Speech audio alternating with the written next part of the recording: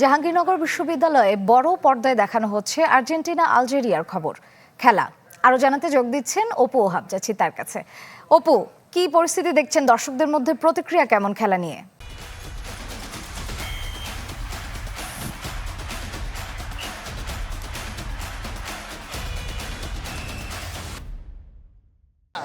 আর্জেন্টিনার খেলা মানেই তো বাংলাদেশের খেলার মতনই অবস্থা। এখানে অবস্থা বোঝানোর ভাষা নেই। আপনি দেখেন গোল হওয়ার সাথে সাথে বা আক্রমণের সাথে সাথে কিন্তু সবাই লাফিয়ে উঠছে। এখানে বিশাল আয়োজন, বড় পর্দায় জাকসুর উদ্যোগে কিন্তু জাহাঙ্গীরনগর বিশ্ববিদ্যালয়ের যে শিক্ষার্থীরা রয়েছেন তারা এখানে সেলিম আল-দ্বীন মুক্ত মঞ্চে জড়ো হয়েছেন।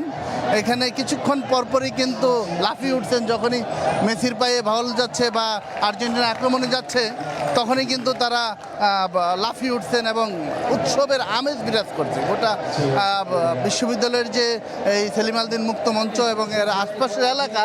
এখানে কিন্তু উৎসবের আমেজ বিরাজ করছে। কি অবস্থা এটা আয়োজন করেছে জাকসু।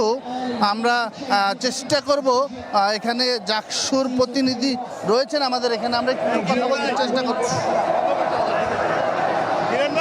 জাকসুর প্রতিনিধি রয়েছে, আমরা চেষ্টা করবো এখানকার যে দর্শনার্থী। আচ্ছা, কি অবস্থা, মাঠের কি অবস্থা বলেন তো? আমরা খুবই উচ্ছ্বাসিত। সেই দীর্ঘ 4 বছর পর আগের একবার চ্যাম্পিয়ন হচ্ছি, এবার আমরা ইনশাল্লাহ চ্যাম্পিয়ন হব। দর্শকের কিন্তু আশা এবং প্রত্যেকেই আসলে উৎসাহ উদ্দীপনা নিয়ে খেলা দেখছেন, কারণ এরই মধ্যে কিন্তু আর্জেন্টিনা 2 গোলে এগিয়ে গিয়েছেন, মানে নিশ্চিত জয়ের দিকে যাচ্ছেন। এবং যে আজকের যে শুরুটা, সকালের যে শুরুটা, এটা কিন্তু অত্যন্ত সুন্দর হয়েছে। এই জন্য আর্জেন্টিনার যে সমর্থক রয়েছেন তারা কিন্তু অনেকই উচ্ছ্বাসিত। ধন্যবাদ অপু। দর্শক, আর্জেন্টিনা আলজেরিয়া খেলায় দর্শক প্রতিক্রিয়ার খবর জানতে আমরা যুক্ত ছিলাম জাহাঙ্গীরনগর বিশ্ববিদ্যালয়ে।